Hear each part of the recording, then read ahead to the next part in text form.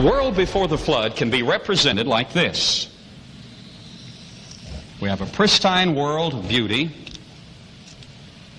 with a great sea, a great ocean, and seas fingering into the landmass.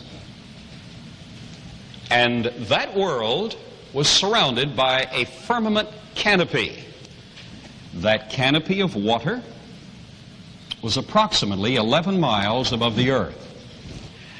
Essentially everything in the fossil record was larger in the past than it is today. The great white shark today gets 36 feet long, but in the fossil record he is 60 feet long. Something must explain that. In addition to that, this lepidodendron has its counterpart today. The very same form is the lycopsid club moss. It gets 16 inches tall at best. But in the fossil record, that very same plant is 150 feet tall. We're not evolving.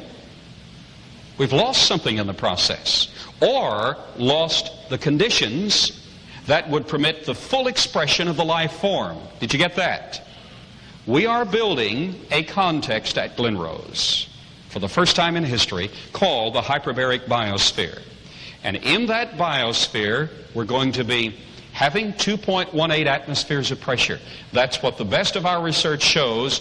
That canopy, firmament, pushing in on the atmosphere would have introduced 2.18 atmospheres of pressure. We're going to introduce 25% oxygen, 0.25% CO2, carbon dioxide. That should make a world of difference, because that's what academically we find indicated in the fossil record. What will that do? Well, we have dragonflies today. Here in East Texas, the dragonflies get how big? About a 4-inch wingspan, maybe 5 inches. In the fossil record, that very same life form, the dragonfly, had a 36-inch wingspan. What explains that?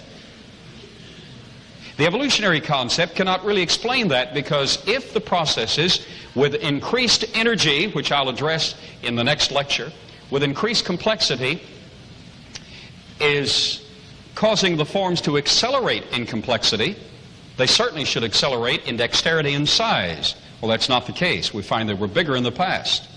Human life forms were larger in the past, and incidentally, they were more intelligent in the past. But given these circumstances, with a little over 2 atmospheres of pressure, 25% oxygen in contrast to today's 21% oxygen,